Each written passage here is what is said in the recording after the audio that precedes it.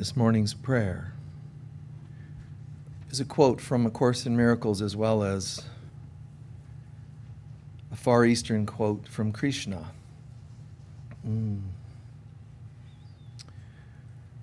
Some of you have heard this before, but I love that it comes from the Christ consciousness and Krishna consciousness.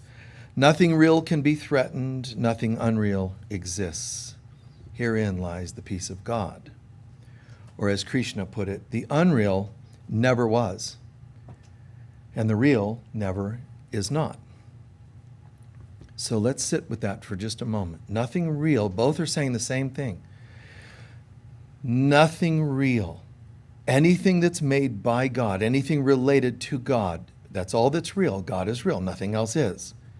If God didn't create it, it doesn't exist. It can seem like it. It can be images of our mind projected onto the screen of life. It can enter the hologram. But the more tangible it is, the less real it is. The more solid, even our belief systems, stubborn ones, are actually the least real. Only love is real. Nothing real can be threatened. Real love can never change. It can never die, go away. Real, nothing real, love-based can be threatened. Your health, your mortality, your relations, any part that is real, nothing can be threatened. And nothing unreal, nothing that isn't real, an illusion, even exists. To know that is where we find the peace of God. No more struggle. No more fighting to defend. If it's real, it's powerful and it doesn't need defense. The unreal never was, and the real never was not. Herein lies the peace of God, in part means, therefore, everything's okay. What would we pray for? What would we ask for? The peace of God. So, Father, Mother God, we call upon your presence to remind us who we really are. And in that, peace is profoundly present. And the more we understand that, peace fills us and overflows. No need to worry, fix, adjust, adapt, fight, defend, offend, karma, and so on. None of it ultimately matters. We still have to deal with it while we're in the world of illusion, but inside, no more struggling. I can be at peace and everything starts to fall into place. Herein lies the peace of God. And so it is. So it is.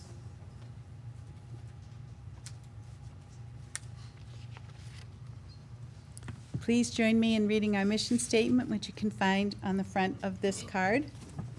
Together we say, the Global Center for Christ Consciousness is a spiritual center for students and masters on the spiritual path.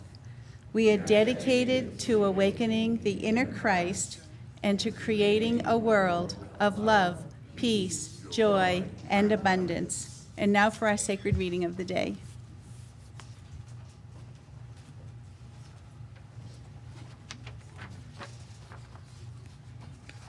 From White Eagle, you long to do something to help others. We tell you that the greatest work of all is to develop the Christ light within your soul. For the sun is born in you, in all humanity. And your special work, and ours, is to learn how to project that light into the darkness of ignorance on earth. And so it is. So it is.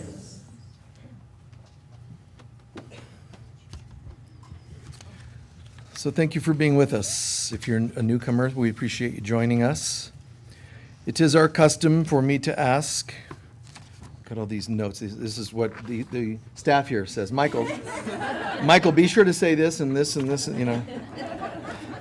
You see, I just turn it over. Turning over a new leaf. So, what would you like me to talk about today? Discerning intuition versus fear disguising itself as intuition. Empowerment of our I am self.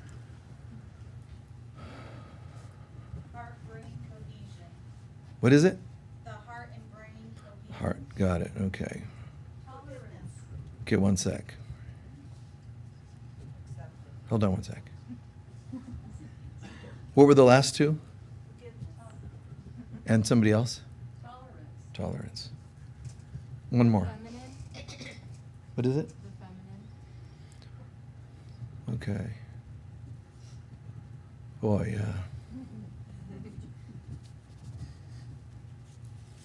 okay. For the folks online, thank you for joining us, first of all. A wide variety of things, heart and brain cohesion, empowerment of the I am, forgiveness, tolerance, and so on. You know, one of the things that comes to mind is, I mean, it's such an amazing thing. Human beings think so habitually linearly, right? Linearly. What are you doing today? Well, I'm doing this and then I'm doing that. Everything's just so linear, which makes sense to the left brain, but that's why the left brain isn't right. Get it? Sorry. Let's start off with a cheap joke.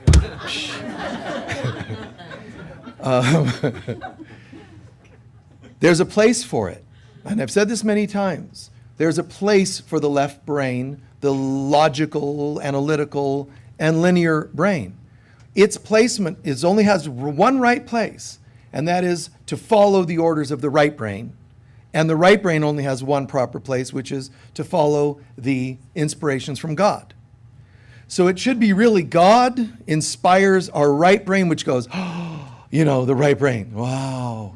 You know, imaginative and inspired. That's the right brain.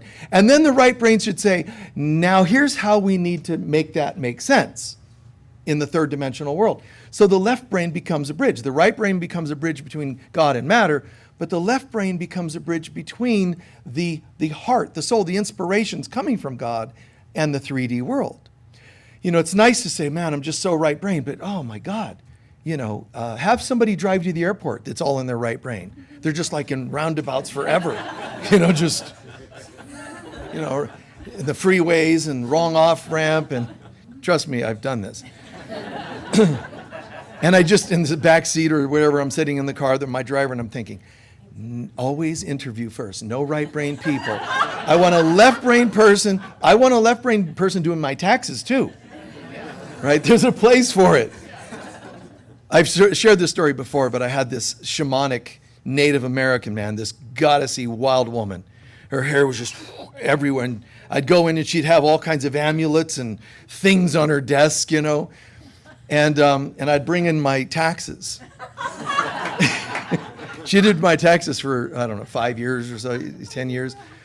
And she would just go, Michael, you have to keep receipts so that we can write things off. And I say, you mean one of those things that people keep, like a shoebox of, no.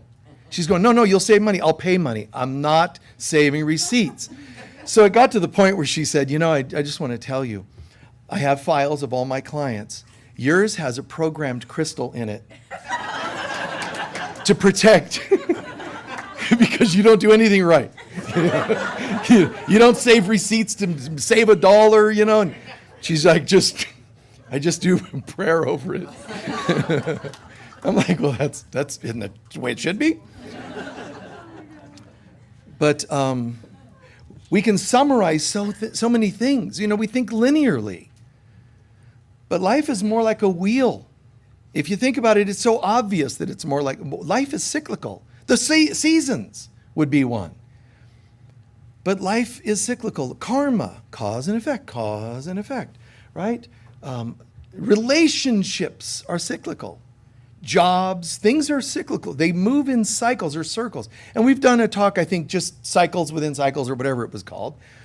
But this wheel of life, but really there's a wheel that's a hamster wheel that we're born into, thrown into, stuck into, and it just keeps going around. And we just kind of go, I can't believe this happened. And then at the furthest point from here is, I'm a victim. I can't believe this happened. But maybe there's hope for, no, another cycle. And then, oh, maybe there's hope. Nope. And the sun's coming up, I can see it over the horizon. Nope, that was a train, you know. And it just goes around and around. And on another level, I mean, it's heartbreaking. It is heartbreaking to feel suddenly there's hope and it just doesn't open up. Relationship and new income or something that's promising to you. You know, I've seen people do this in many areas of life. Oh, this relationship is for sure it. Oh my God, and then it falls. Or you move to a new town and this one's going to be the best, and you know, things like that happen. You buy a car and it doesn't end up being what you want. You know, there are people that are so survival of the fittest, they're in the hamster wheel taking advantage of people that are barely surviving. And they lie and they deceive politicians or whatever it happens to be, certain sales types of people, because they're in the wheel too, and they know the only way I can survive the wheel is just try to stay up here and not be one of these. So they have to fight to survive. Now, it's just dog eat dog.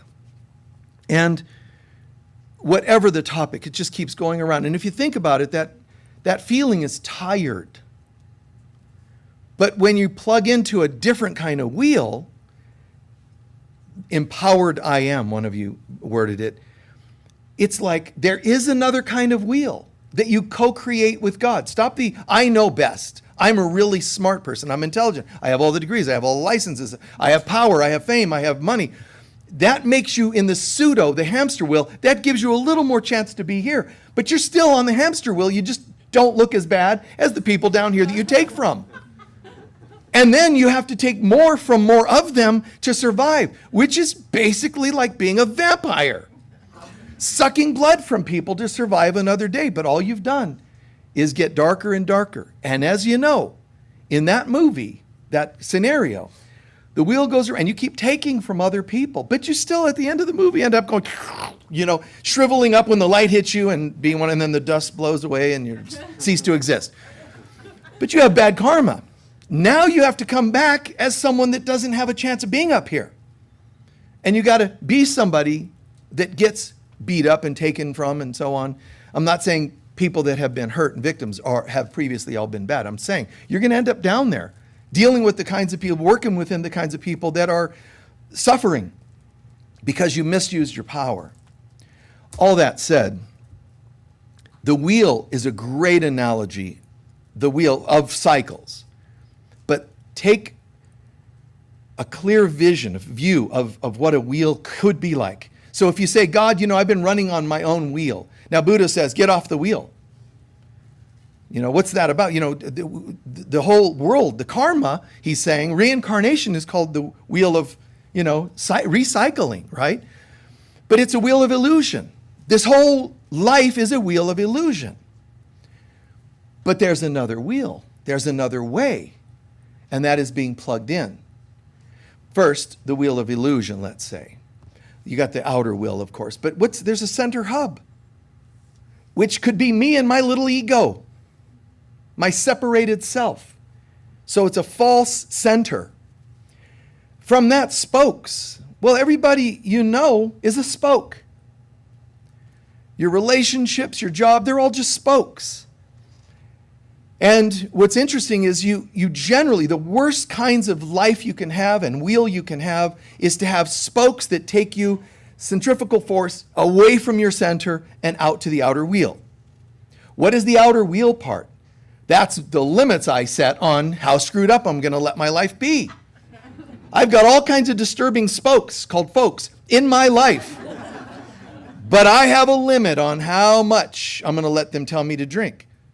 You see, that's your parameters. It's kind of funny if you think about it. So the first screwed up kind of a wheel is to have spokes that take you away from your center. Centrifugal force, out. There's a second way of living on the wheel of life, of illusion life. And that is actually not what you think, to go the other way. The second type is to jump from spoke to spoke.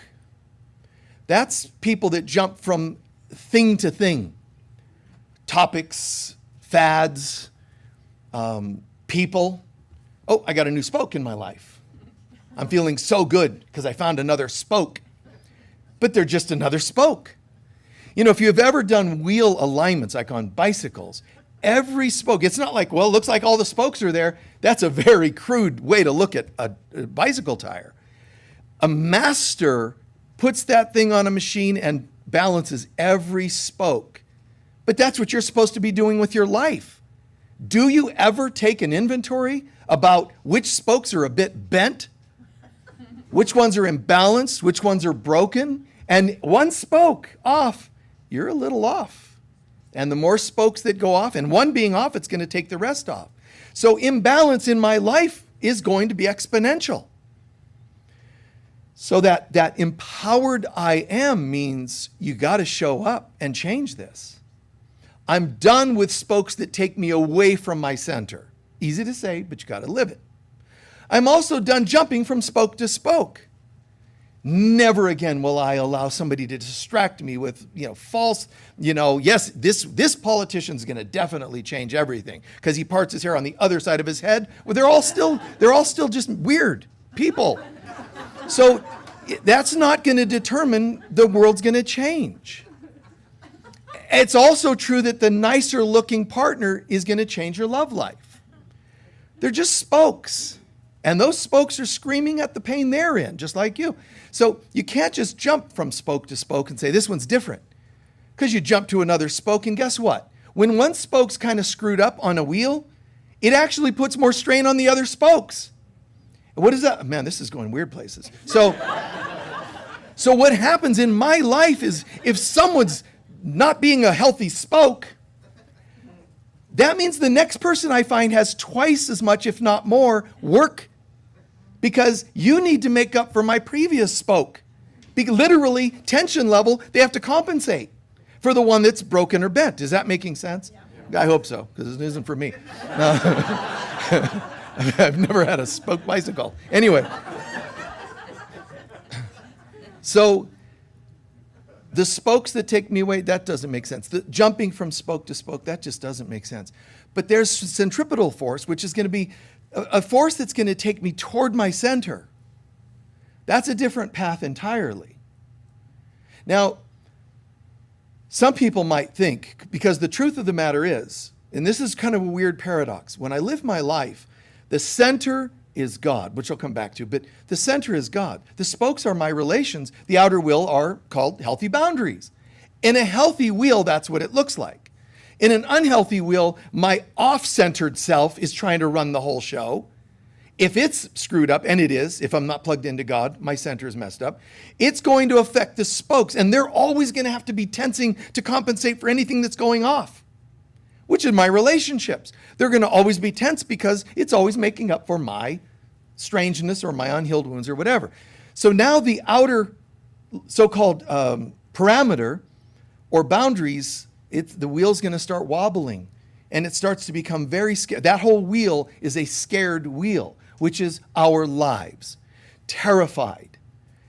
Just keep adjusting it. Just keep adjusting it. Which is like having a tire that's got a hole in it, and you'd plug it, and then another plug it, and another plug. At some point, there's no tire left. You just have a wheel of plugs. And that's actually not safe to drive on. Well, it's the same metaphor with the one of the wheel of spokes. You can't just keep tensing up to compensate to make sure you're okay. Hyper defense, you see? It's very, very unhealthy.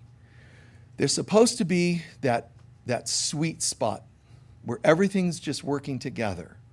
If my center hub is in fact God, now I use God to determine what kind of spokes I want in my life. This feels like a healthy tension level. Oh, this one's broken. Bye-bye. If someone in your life can't give up certain addictions and they keep trying to pull you back into that, but that doesn't resonate with your center, you might have to replace that spoke. Not judging or hating the spoke, but just it's time for a different spoke. It's throwing everything else off. So that means you have to have a maintenance program. You have to take responsibility and, okay, how are my spokes? First of all, how's my relationship with God? How are the spokes? Tighten this one a little, loosen that one a little. Nice maintenance program. More conversation, less conversation, so on, and just fine-tuning. That's consistent on this planet. We've got to keep doing that. And the outer will then is one of peace. My outer life is going to reflect a balanced center and relations. Make sense? Yeah, so it all gets very interesting if you think about it, because it's not too tense, not too loose, but just, I got it. There's a peacefulness. I take responsibility. I don't just tell the center hub, this is what people use prayer for. Listen, God, fix my spokes. One of my spokes fell off. I want you to put it back. You know, and it's a person that leaves and you want them back, you know. You just say, no, that's not what, it's not what I want. I want harmony. I want peace throughout this whole thing. So when you ask about forgiveness and tolerance, forgiveness is one of the things that helps deal with the spokes. It's a tool to help balance the spokes. Tolerance, let me loosen this one a little and so on. But when a spoke is too far gone, it's okay for you to accept that it doesn't work. That doesn't mean you lack forgiveness. That spoke is too far gone. And sometimes relationships, there's too much water under the bridge. If ever you end or leave a relationship thinking, well, I'm leaving it because they're so messed up, you haven't practiced forgiveness. But you can end a relationship and do so with forgiveness. It means I'm not blaming, first of all. It means I'm also looking at my part and my lessons from that. There's a peace that should still maintain there. Maybe not always feeling that peace because there's hurt and lost, relations and all that and miscommunications, but at least you've done your best. And sometimes that's where it's going to go. And discerning intuition versus fear. Get in the habit of getting to know that center hub. Daily create communion with God. Now, I don't even tell you how. A Buddhist this, a pagan that, what, I don't care. And some people get all upset. I'm supposed to be a certain religion, but I'm not. So, but you think I should be. Well, I don't care. So this is, people, it's kind of funny because some people have a near-death experience and they say, and Jesus was telling me that I need to talk to Jesus more. Jesus was telling me I should. More often than not, when people have near-death experiences and they talk to God, there's no judgment on the other side. Most of the time. Once in a while, you have a very fear-based person that says, I went to the other side and I was told we're all going to hell. Okay, well, that's a person who's already living in hell and they're seeing images of their beliefs, right? It's so interesting that people could project that onto God. But that's how far away from our center we've gone. We live way out here on crooked and bent spokes, living in fear. And then we try to, hey, what do you believe about God? Well, let me tell you what I believe. I, being a spoke that's all twisted and bent and falling off the tire, am going to tell you about God. That's people that misrepresent God. They're screwed up. What are you going to, what do you expect? You won't know God until you learn to commune, and it's not complicated. Just call in the presence every day. Start every day with, here I am. You asked about feminine and the divine feminine. People think you have to fight for the cause of the divine feminine. But if it's divine, it doesn't need anybody to fight for it. You get that? I mean, I know some of you are like, I hate this guy. But listen. I'm sorry I don't enable your rage, okay? But if you're in touch with the divine feminine, she's not like, I need you to fight for me. She's like, you got to be kidding.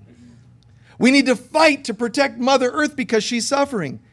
You haven't a clue of the power.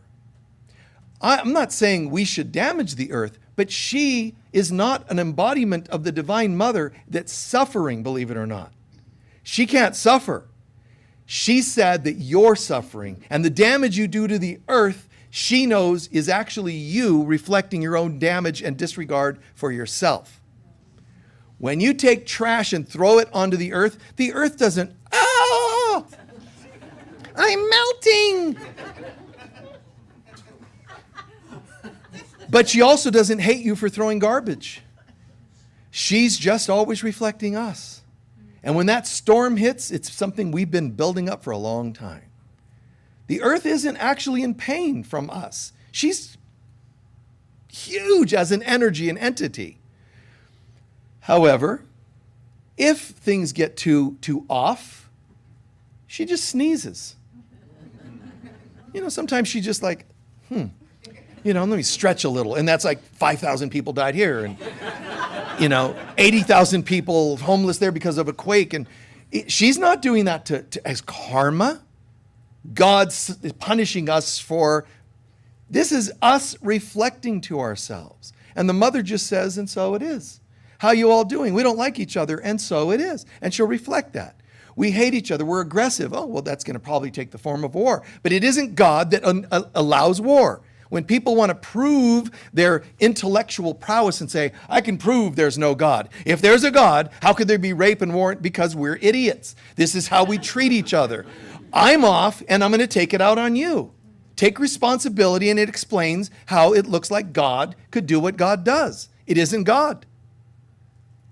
It's us reflecting to ourselves. We act like imbeciles. And by that, what I mean, it's not a judgment. I'm saying, how ridiculous. This is us building up our issues, our triggers, but not taking them here. We take them out on others. Fine tune your spokes. Find what's broken. Look inside. Do some tracking. Do some step work. Right? Take a look at yourself. And that's the fine tuning. That's that living a life of maintenance. Communion with God is absolutely essential. So pray and meditate, get in touch with your center every day. But it's commune with God, but it's take responsibility with self. And then you will better connect with others. You won't have to jump from spoke to spoke if you're communing with God and looking within and keeping a maintenance program for yourself. Now I have a healthy connection with Spirit and a healthy connection with myself. Now the outer wheel, my life, meaning the outside appearance of it, it will move in balance. Still, life happens, and I'll just fine-tune and correct as best I can, and always go to center. That's an essential piece. But I also do my maintenance on a human level, and I just keep a nice equilibrium, a nice homeostasis. And the wheel seems to be pretty healthy. This is, moving away from the tangential, moving away from the addictive kinds of styles of, I'm upset again, jump to something else. I'm upset again, jump to something else. That's tiring. It's tiring to jump from spoke to spoke. Now, it might sound like, and for good reason, but it might sound like part of what I'm saying is stay close to home. Stay close to God and let God guide. Listen, if God is peace, let me see God as being peace. So when I meditate, when I pray, I'm asking to feel God's presence. And some people still think left brain linear. That means I want to see the clouds part and God's face peek down. Just letting you know I'm here. Okay, now I believe. Okay? There's ways that people manifest those things. A child sees an angel in its room, and there's miraculous things. But you're not supposed to be dependent on that. Faith means you just know it's there, it's happening, it's real. So that's a feeling. I can contact God in a prison cell. I can contact God in hell if I want to, because it means I'm asking to feel God's presence, and it's impossible to not be able to feel it, at least to some degree, even when you're most distracted and in pain. You can say, if God is peace, I'm calling in the feeling of peace, and now you've made God real to you. It's not visions. Okay? It's not visions. I know that's cool. It's fancy. So ease up on the acid and ayahuasca. Okay? I understand it's cool. I get it. Oh man, I saw things. Yeah, okay. That tends to happen when brain cells are dying. They tend to off-gas, bizarre colors, okay? Here come the letters to the office. How dare you tell me that LSD is not the way to go?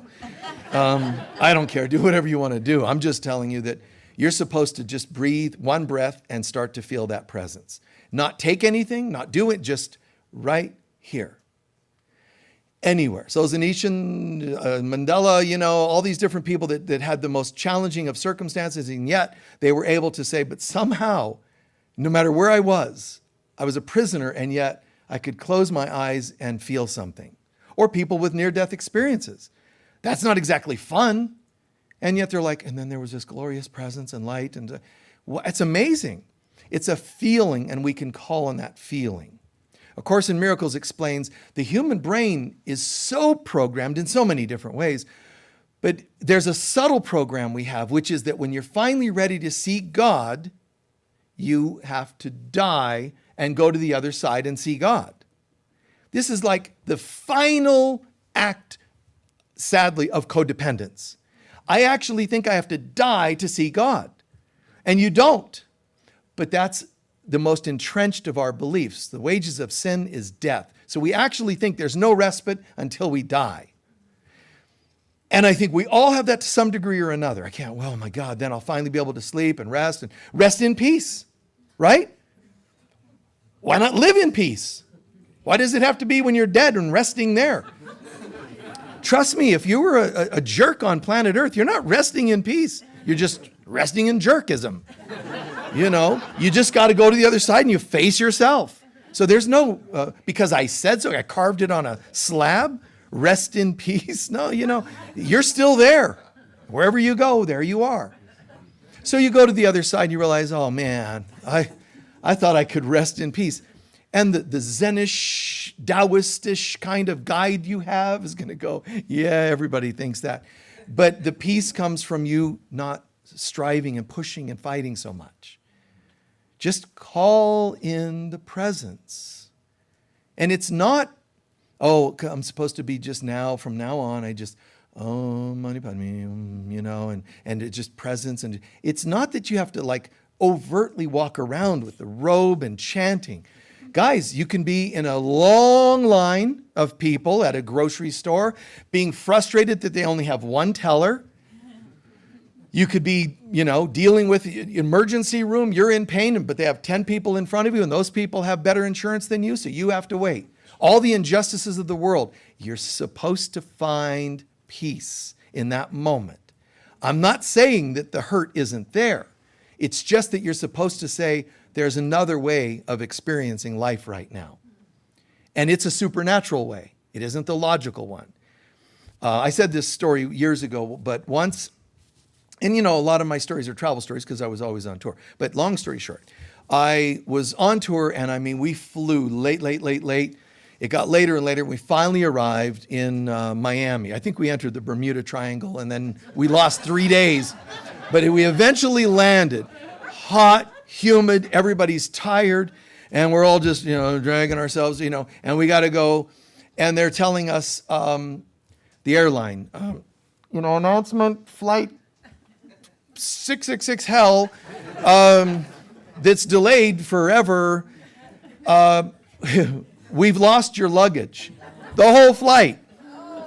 We've lost your luggage. Now, it's like midnight. And I'm in my swim trunks, because that's all I wear when I'm not on Sunday, you know, sir. I'm in my swim trunks and a t-shirt. I have a Sunday service to do in 8 hours. What do you mean you lost our clothes? You know, it's not like they go, well, go to, you know, a men's store down the street and get some fine clothes. No. That's it. You know what they do? You get in a long line, and we're all in like 3 lines going way out the door. There's hundreds of people. And we're waiting so that they can... There's this toothbrush, and they slide it to you. That's it. It's like, well, listen, your life has fallen apart, but at least your breath will be fresh. I swear, they slide this little, there you go. Oh, a parting gift.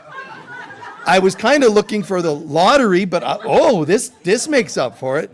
So they're doing this. Now, we're in long lines, and I'm halfway back, and there's one of those guys that doesn't want to find inner peace. And he's one of those, I'm never flying this airline again, I'll tell you that. And he starts all those lines you've all heard, right? I can't believe we pay all this money, blah, blah, blah. And he's just upsetting everybody. And then there's this lady who's got her kid, and Mommy, and it's midnight, and it's all fussy.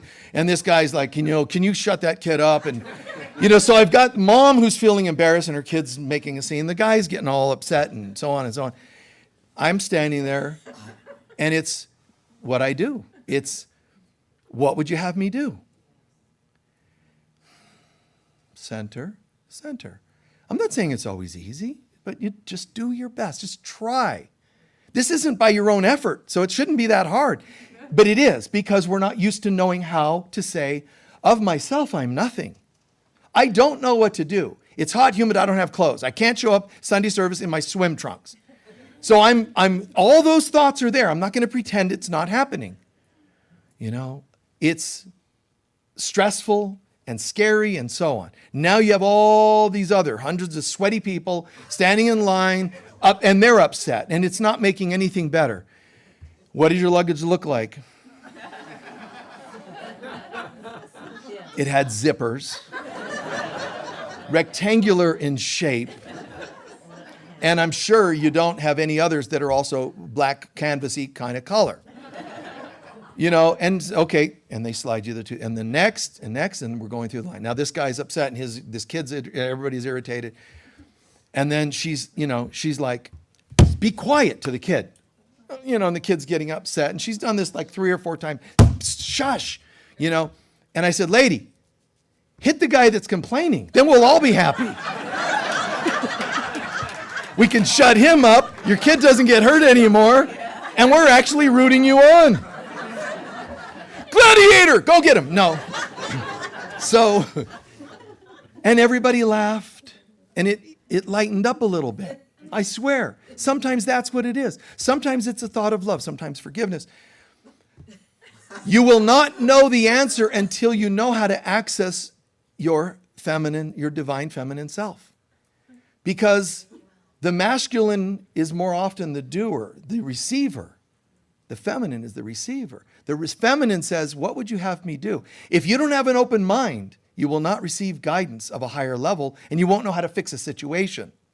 Every doctor shouldn't be, I've got my knowledge and I've got my textbook knowledge and I'm going to do surgery, and that's great. I'm glad you're brilliant that way. But I would rather you also say, however, here I am. Guide my hands today. I mean, yeah, but I'm a surgeon. I don't need that. I know. And moms are moms, and dads are, everybody thinks they know all that they need to know, which is why the world is all screwed up, because nobody's allowing this, the prayer of the divine feminine. What would you have me do? And that is rooted, we know the story where Mary is being told, Mother Mary is being told, you're pregnant with child. And she says, I'm the handmaiden of the Lord, whatever you want me to do. Now, there's a lot of other thoughts you could have had. Did somebody sneak in while I was sleeping? I mean, seriously, I'm not trying to be gross or rude. I'm saying, like, this is not okay. You're going to be ostracized. You're going to be kicked out of your group, your tribe, your village. Anybody that claims to be your husband, having done this with you, is going to be kicked out of the village, maybe even stoned to death. This wasn't like good news. The first awareness that Jesus is arriving is not followed by good news. You know why? Because this world has its version of good news and spirit has its. So that annoyance of what will people think of you when you make a little light joke or when you pray, or you know what? That's the way this world is going more and more. I shared this with you recently, but it's true. We have a monthly psychic fair.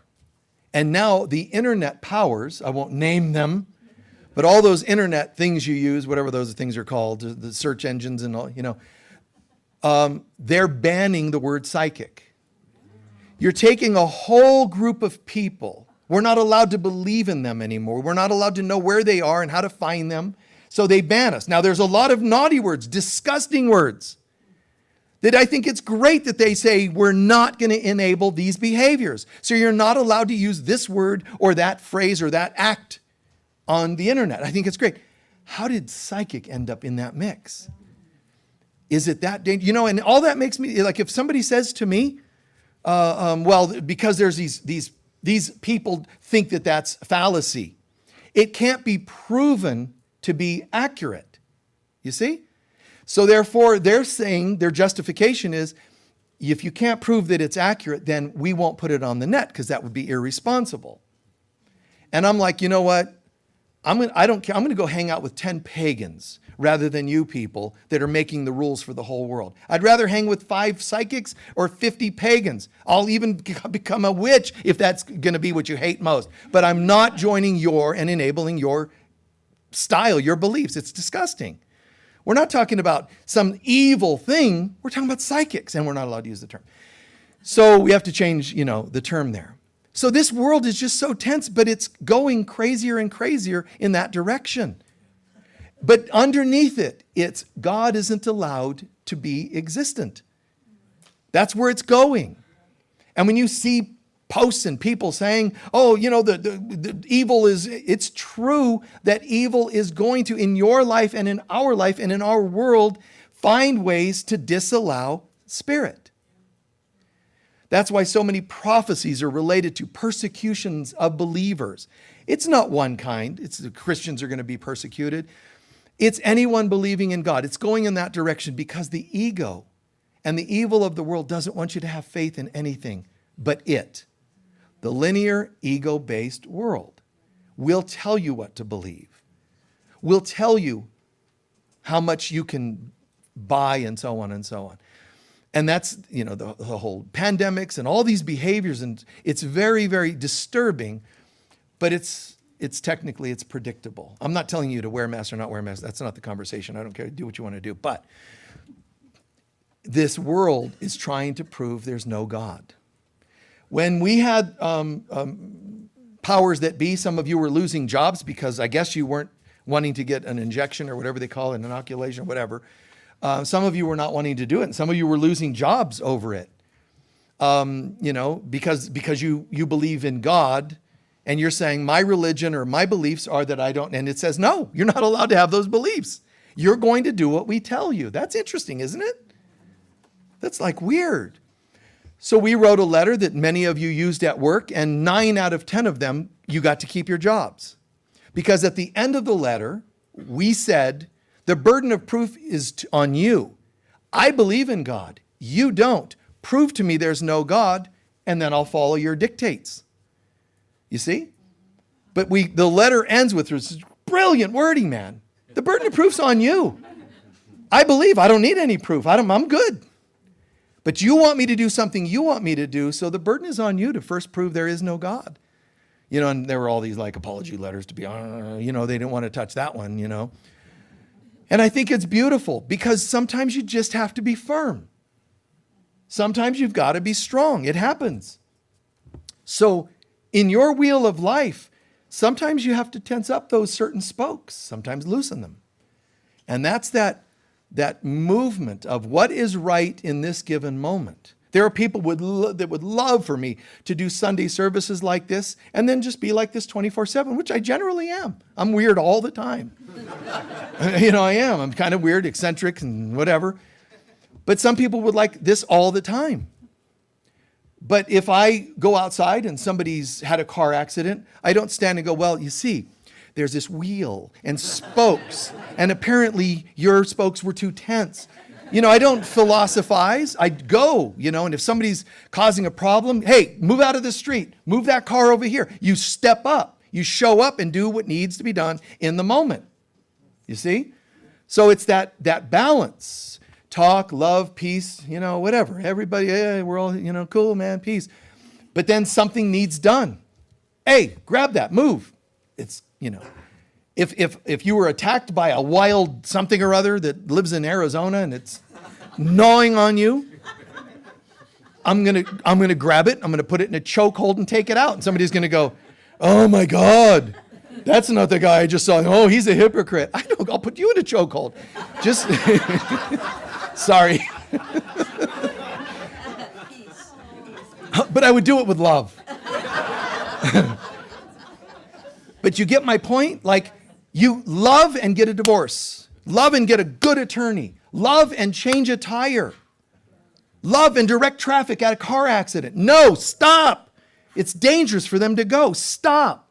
Get the other car to go. You don't, oh, beloved, oh, namaste.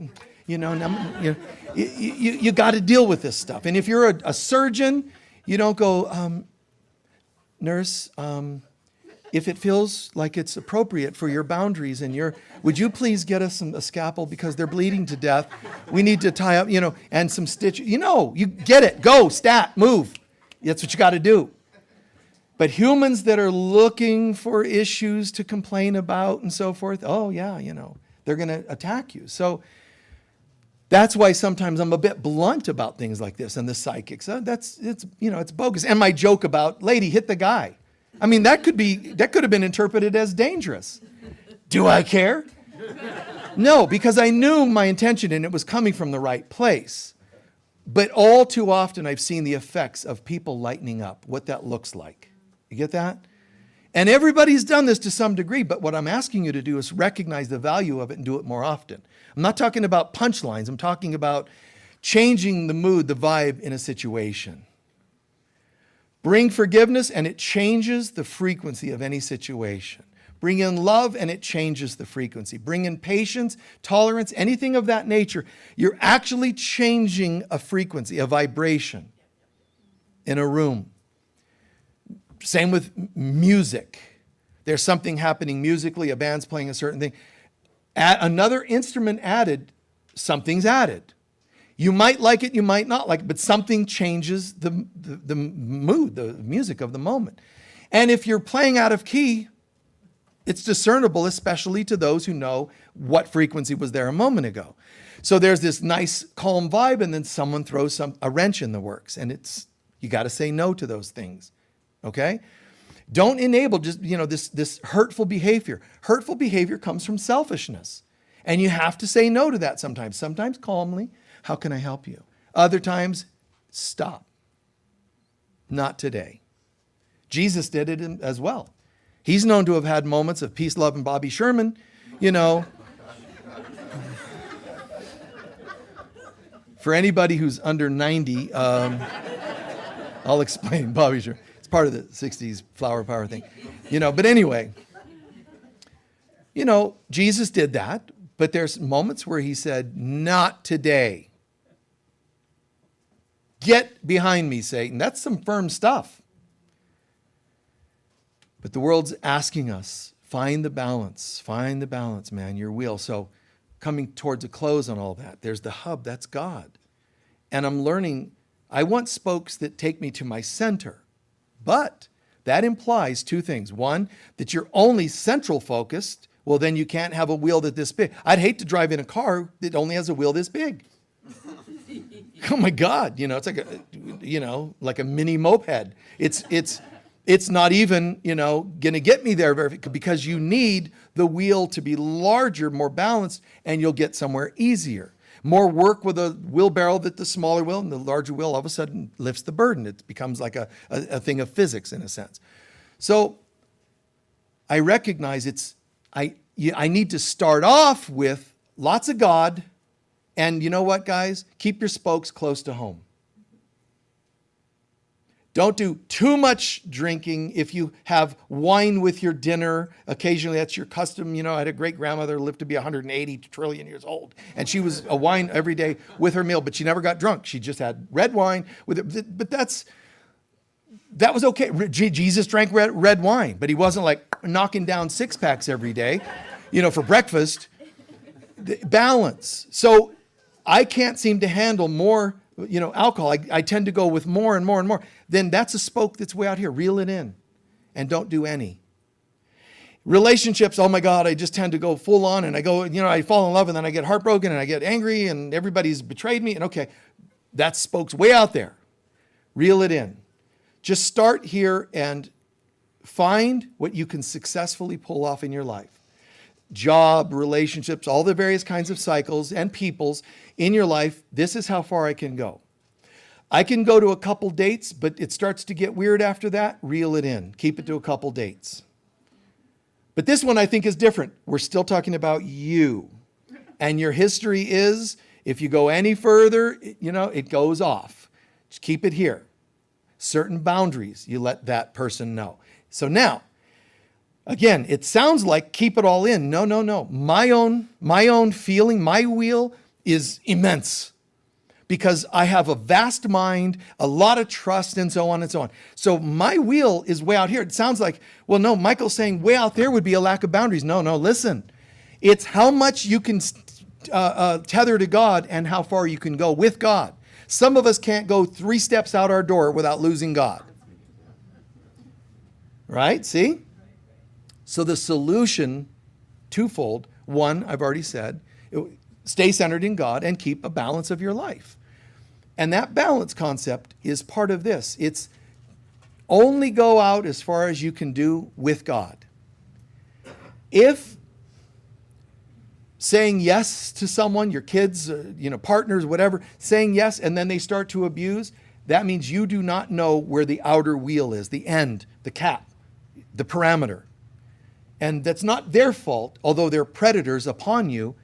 Why are you bleeding in their ocean and their sharks coming after you? Stop bleeding into their ocean. Own yourself. Heal yourself. This is my center. That's as much as I know. Come out a little more. Come out a little more. You slip, oops, don't jump all the way back to zero. One step back. Okay, that was a little much, so let me step back here and recalibrate. So remember this, because the ultimate thing, my finale I'm getting to on this is this. Wherever I am on the spokes, okay, here's my center in God. And part of that center is my connection to God, obviously. But I take that connection onto my spokes. How do I do that? I try to communicate as clearly as possible. I try to communicate with as much love, compassion, tolerance. Take God into your relations. And that means all your interactions with things as well as people. Cars or whatever it is you're into. You have a car, 2 cars maybe, but do you need 8? Now your spokes are one spoke is the cars. I don't give people the time of day, but I got a car spoke that's what there. That means my wheel is kazum, right? It's not really sweet. So what you could do is take your extra 50 car collection and start giving them to some of the people that don't have any cars. You're balancing it. You see? You're balancing it. Give and share, man. Give and share. You can't take it with you. Give and share. Understand the value. You are not made by how many cool things you have. You're made by how much love you have, and you recognize we're all in this together. That doesn't mean enable and take your multi-valuable, millions of dollars worth of in your collection of cars and give it to people that won't, care or notice it. They're going to go hawk the car and so on. I'm not saying that it's enabling and trying to rescue everybody. But what can you do that would work? Find your balance. Find spokes. Watch when you're jumping from spoke to spoke. Oops. There's the spokes that take me away. There's the spokes of me jumping from relationship to relationship.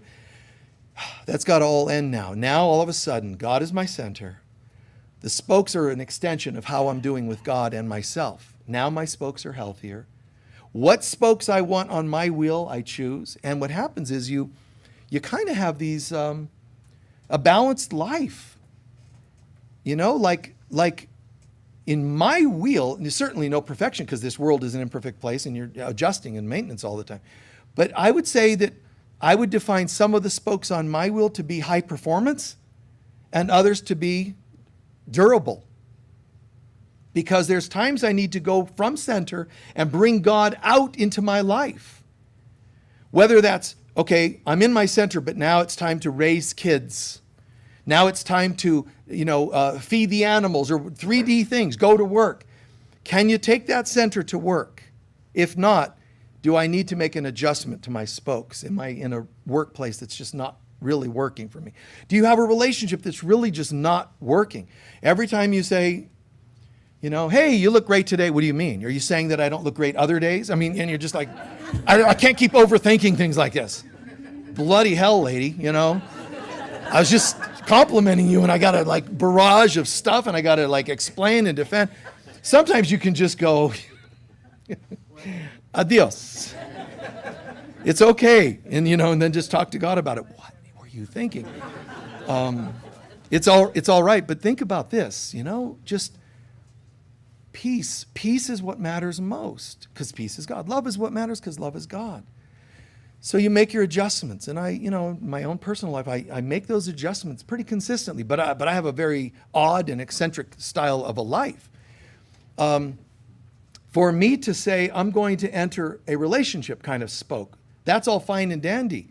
But as I've shared with you very openly, like, hey, listen, we're really having good chemistry. This feels like we could go some good places and, this spoke is another spoke that can this is kind of cool. But by the way, I'm never available, and I'm always working, and my phone is always on, and I take session calls 24/7. In other words, beloved, you don't matter. And what I mean by that is the work comes first for me. I don't mind that you could think I'm a workaholic, because I don't care what you think. But it's not that. It's the work comes first. And some people will say, oh, that's so moving and amazing, and I've been looking for a person that makes work first. Part of me is going to go, that's so sweet. Not. Like, I know that your heart, you want somebody in your life. You want somebody there. It's right. And I don't blame those people. I actually do not blame them. I take the hit. I know I'm an impossible person to live with. I don't eat anything you would eat. I don't watch anything you would watch. Oh, can we watch? No. Well, I haven't even told you the movie yet. I know, but no, I don't watch anything. I don't want to watch murder mysteries. I don't like dramas. I'm not into that. Well, let's listen to music. Okay, how much are you into the Beatles? That's about it for me. I like lyrics that are deep, that say something. Same as movies. I want in my life, that's me. I love depth. I love substance. And if we're intimate, I want that to have substance. If we're doing music, I want that to have substance. If I have a spiritual center and we're doing something, substance. That's what I like. If somebody said, we're going to give you $1 million a year to do talks, very shallow, I couldn't do it.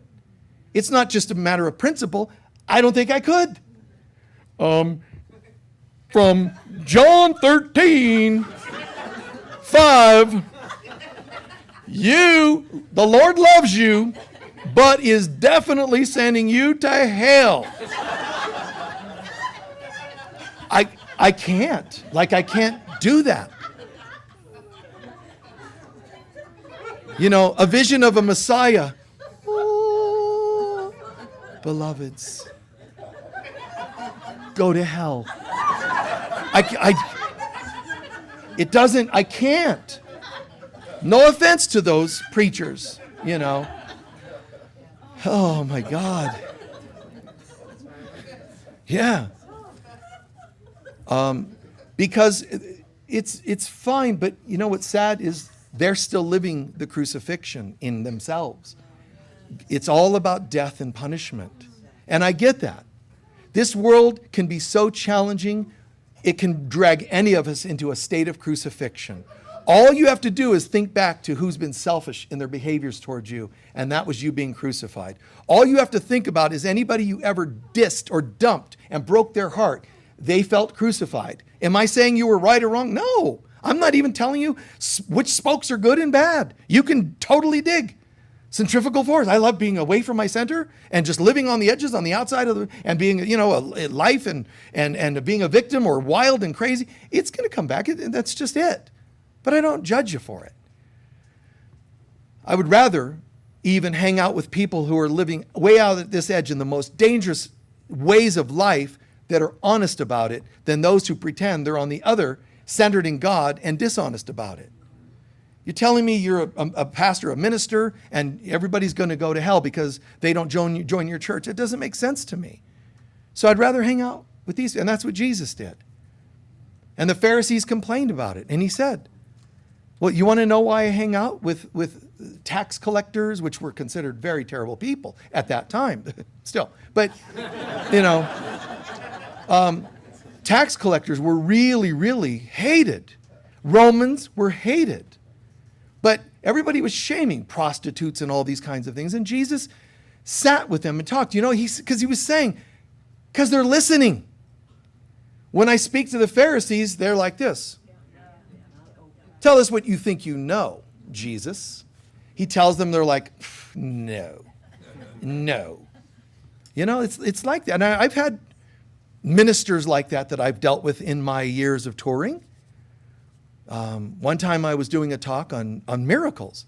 And this guy, he was more old school, and he decided he was the minister there. And he decided all his audience kept saying, we have to have this Michael Mirdad guy. We love this guy. We want him back. And that was part of his contract. That's the worst thing you can do with a minister, is tell them, we're going to hire you as our minister, but in your paperwork, it says, we want Michael Mirdad here twice a year. And they're like, I hate this guy. I haven't even met him. Because, you see why, right? They get a little insecure. So I'm there because they asked me to be there. And I'm talking about miracles. And he's sitting there in the service just, and I'm seeing him. And then he starts mumbling stuff. And then his wife, with her, and they're mumbling things to each other. Now I'm seeing heads in the aisles turning around, looking at them because they're being disruptive. And I finally said, is there a problem during my talk? Is there a problem? Well, I just wanted to point out that you're only here because they've asked me to bring you here. But I want to just say that you're talking about miracles and things like that, but you're not even referencing the Bible. I go, I've already mentioned Revelation and Book of James. And what do you mean? No, that was nothing. So he sits there shaking his head going, we don't believe in anything you're teaching here. This is what the minister and his wife, she's like, that's right. So, and you know what I said? I said, I'm so sorry. I totally get what you're saying, but only one of us is being paid to talk, so be quiet. That's what I said to the minister of a church. And this lady in front of him turned around and go, would you shut up? That's what she said to the guy. They got up and left. And then I got called into his office. That was going to go well.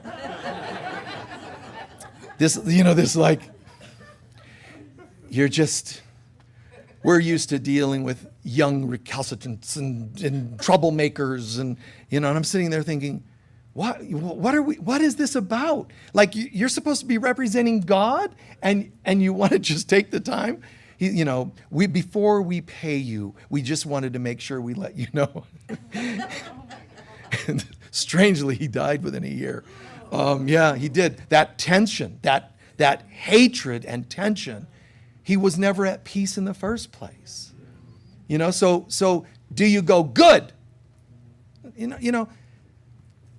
Our hearts should be going out to people that are that hatred in this world.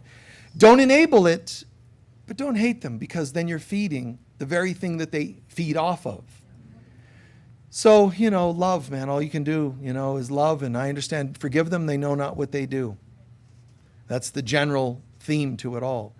As you asked, forgiveness, tolerance. Forgive them, they know not what they do. So it's so important to remember the balance of the wheels is sometimes this guy's being rude. You even have to balance that spoke a little bit. You could also completely retract and say, oh my God, he was mean to me. People will be. And you can just jump all the way back, but at least when you jump back, go to God, this direction. But does that mean the spoke should only be like this long? Come out and come out and come out and oops and come out. So I feel like my ability to trust is way out here. I can work with any type, talk to any kind of person and just blend in without shaming people. And it's probably been maybe the most traumatic part of my life to be this kind of person. I could be so much safer if I lived like this. So I'm not telling you all, jump out there and just trust and leap. No, I'm telling you. It's been the most painful part of my life that it feels like friends are okay and center's okay, the board and students and internet and whatever I'm working on, everything's expansive. It's so beautiful. But every so often, extensive amounts of trust that's a lot to do sometimes, and your hand gets slapped or bit. And it is tempting. And I do it sometimes where sometimes I get tempted and go, that's it. That's it. No more. No more trust. No more being so free in my conversations with people. Just boom, eat alone, live alone. And it does. And I do a lot of that. Just stay here. Within myself, it's here. But most people wouldn't know that. You know why? Because when they're in need, I reach out and help. That never changes. Even when I retract, I only retract inside of my mind and heart. Nobody typically would know it. Does that make sense?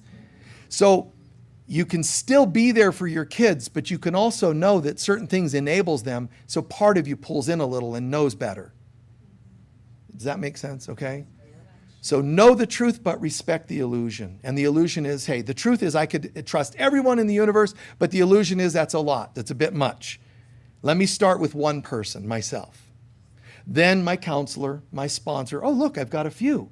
Because there have been wheels invented that only had 3 spokes. 4 spokes, 5 spokes. Some chariots, the Assyrians and the Egyptians. And, it worked. It can happen. And then you add another and another, and it's quite nice to realize trust is expansive. Love is expansive, not constrictive. But love forgives you when you have to constrict and recalibrate. So take good care in that sense. Please take a few centering breaths.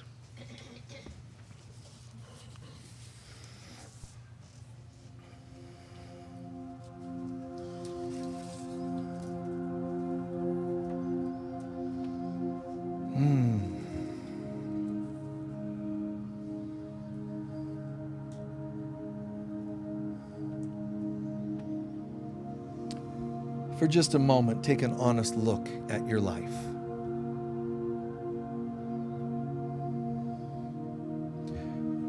Based on the wheel of illusion, how healthy is the hub? How often do you pray, meditate? Really commune, not just a ritual or exercise. I mean, feel the presence.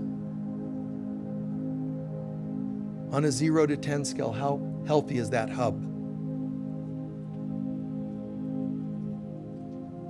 Well, I think it's a 7, but I could notch it up a little. I could bring it to an 8 or a 9. Or it might be a 3, whatever it is.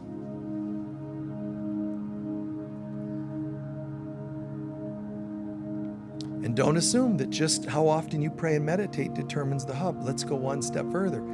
How healthy are the spokes in your life?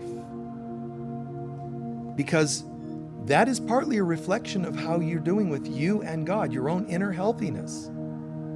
So the spokes have to be looked at to partly determine the hub. Your relationships. Do people know where you're coming from? Do they know what's okay and not okay? Are you comfortable telling them this works, this doesn't? Do you have any spokes that try to take you 3 times further out than you really want to? Don't judge the spoke. Just realize that actually, if I have a wheel that's 3 feet across and a spoke is 8 feet, it's not helpful. How can I trim this spoke or that spoke back a bit? Too many hours at work, trim it back so that it fits within your balanced wheel concept. Any unhealthy components to your wheel?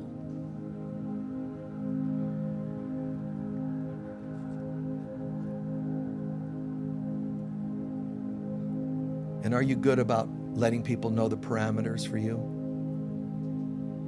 When you go on a date, do they know what you will and will not do?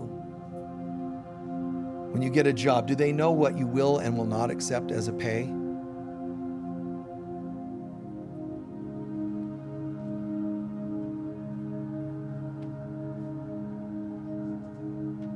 If people take advantage of you, there's a spoke that's way past your line.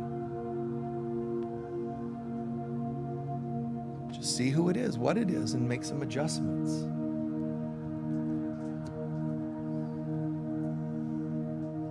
And switching gears,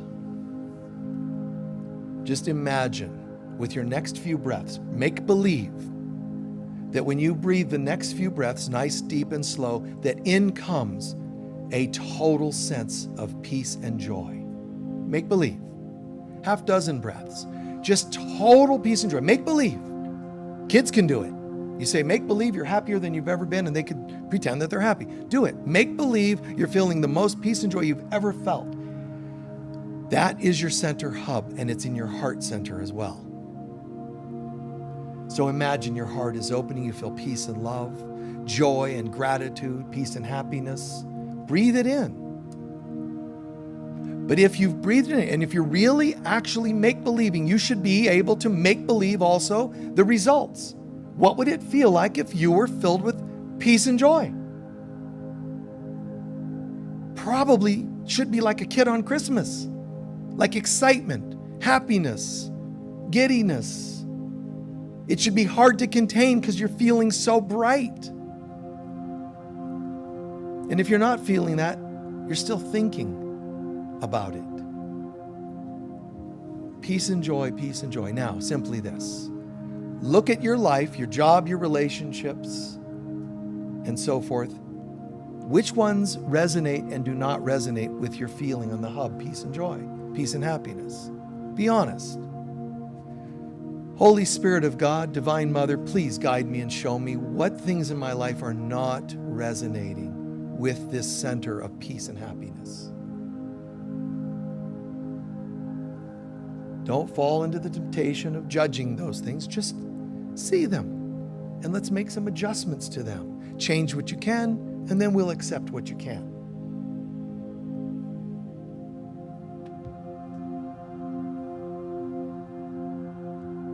So you'll need to tighten this one up and loosen that one up, trim this one back, and then the tire starts to become balanced, the wheel.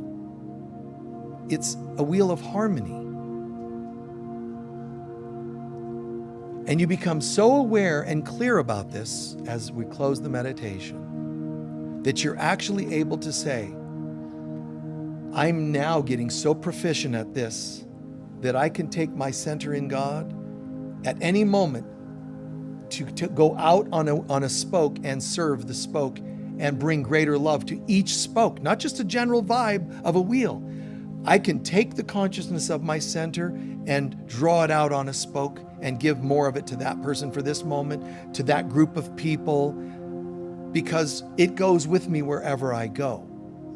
At first, I have to stay very consolidated and connected to that hub. But once we connect enough, God says, go out and preach the gospel and heal the sick. Metaphorically, it means from your center, bring the center out, not lose your center and go out.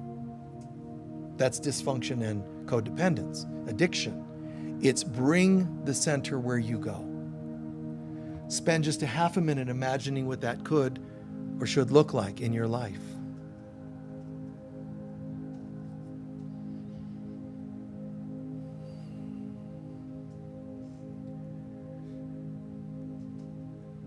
Imagine, wow, I'm creating a wheel of life instead of a wheel of karma. But it can't happen without me taking responsibility. It can't happen without me stepping up, make changes in my life.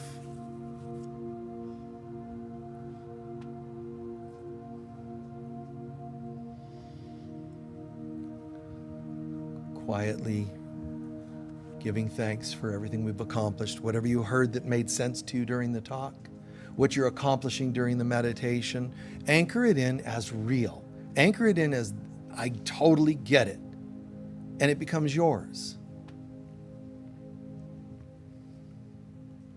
And so it is. So it is.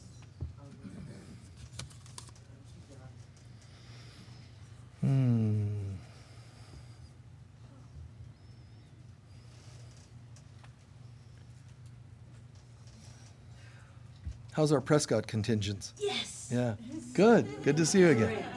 We got a group that comes, people from Tucson and Flagstaff, and Prescott is kind of cool. Good to see you. You're welcome.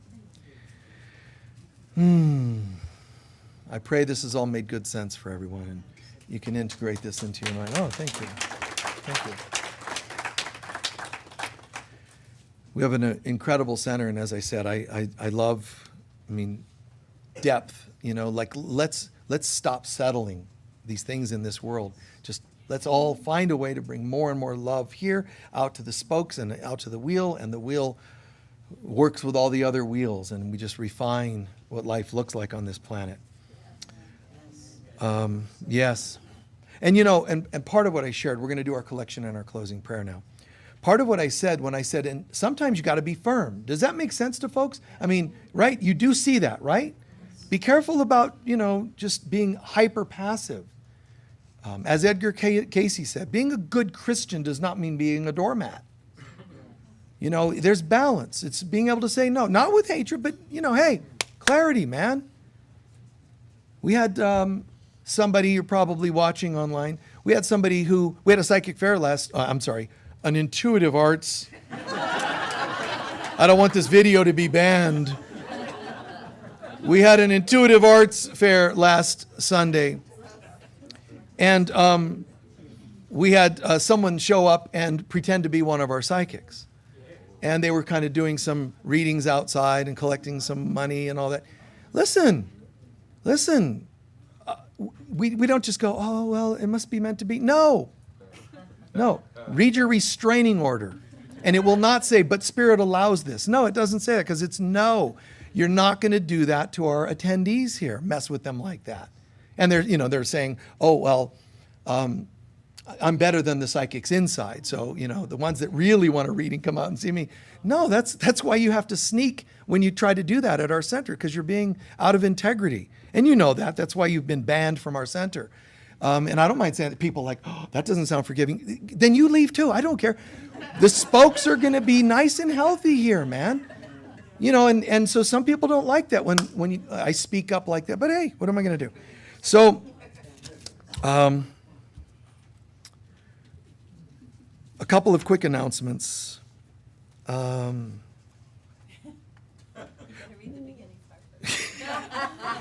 Yeah, I mean, look, I do these like, yeah, he can just do a talk off of words, and then I'm giving announcements, and I go, oh my God, it's so linear. Anyway, so for starters, we do have a healing room here with the crystal bed in it.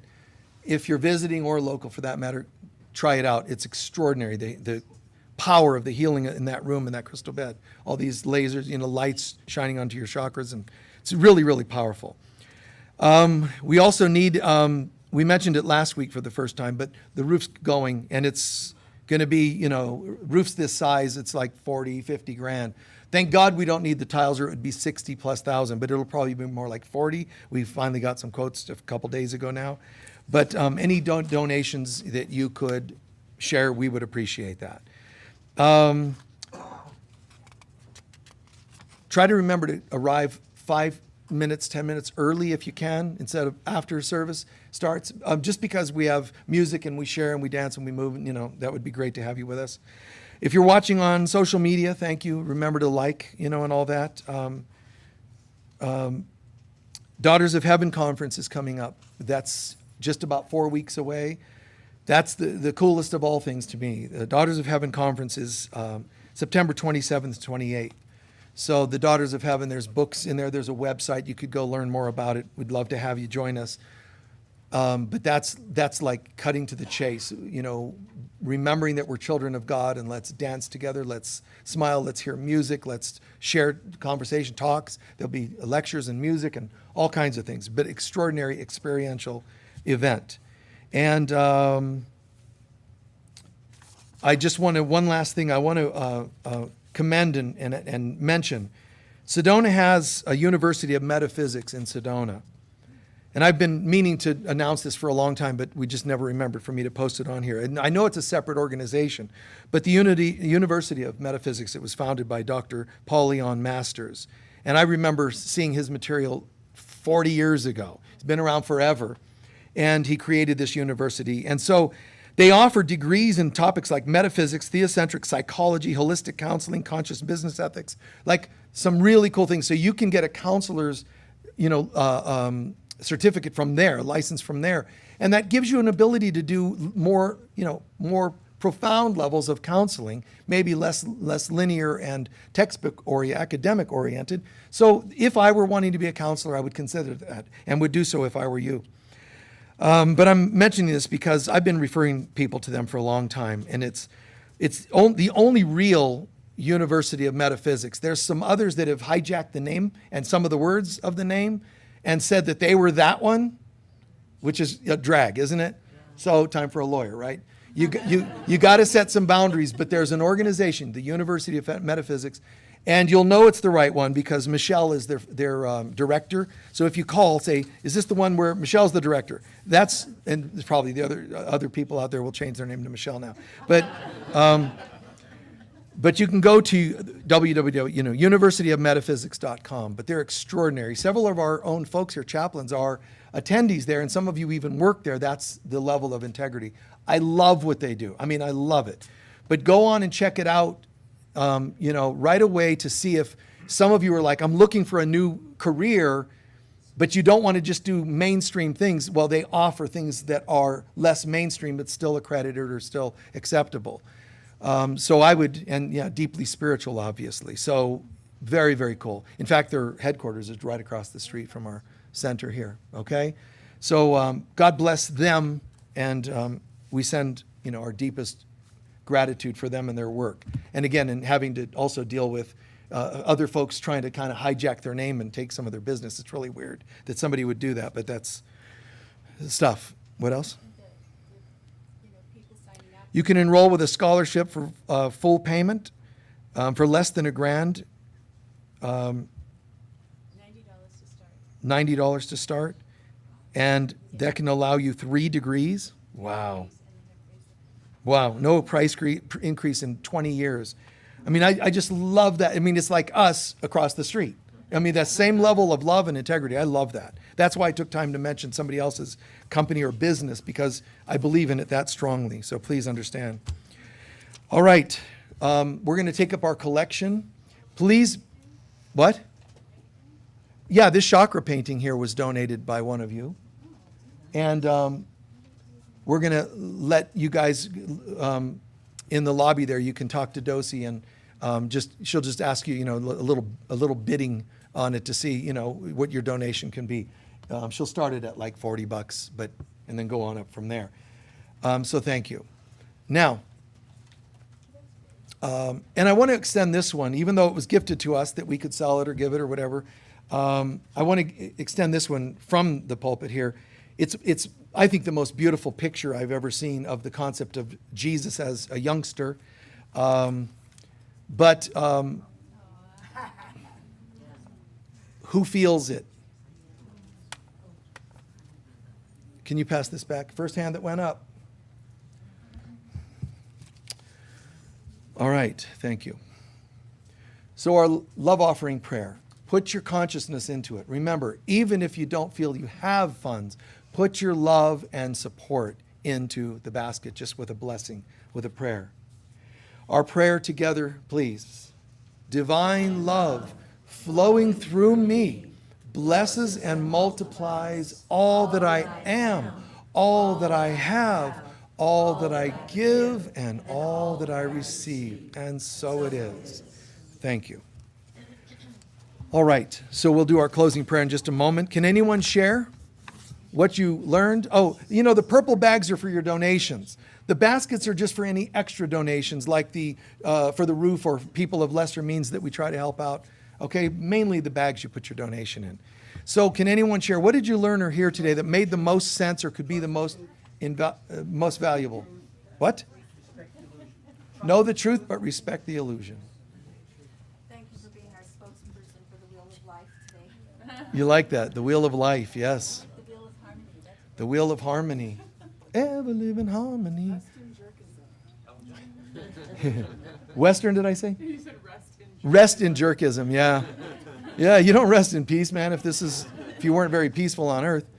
Imagine that the wheel goes around, right? So what you put out comes back. So if you die, you don't rest in peace. If you didn't bring people peace, you get to only experience you again. So it doesn't work that you don't get a day pass in heaven or whatever.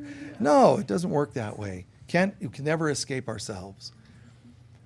Anyone else? That you're creating your future with every thought in the family. Yeah. Every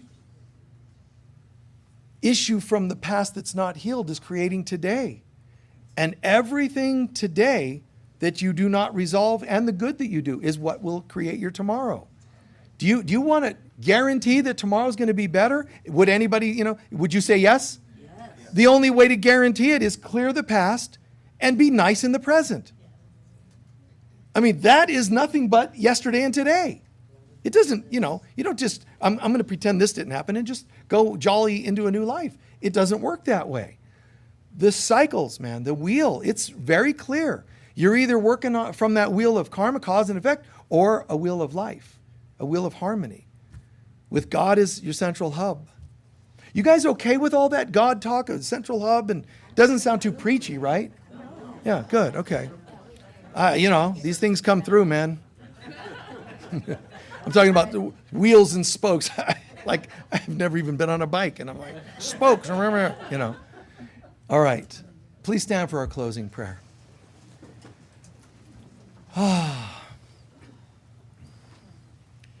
First, just take a moment, hand or not on your heart. Just take a moment to just give thanks that you're open-hearted and open-minded enough to be in a service like this. It's not that it's mine. I'm saying that you're open enough to experience this kind of a sacred service. There's a lot of other things you could be doing today that wouldn't be like this. You chose this, so give yourself some credit. Own that you're on the path and you're really happy about being on the spiritual path.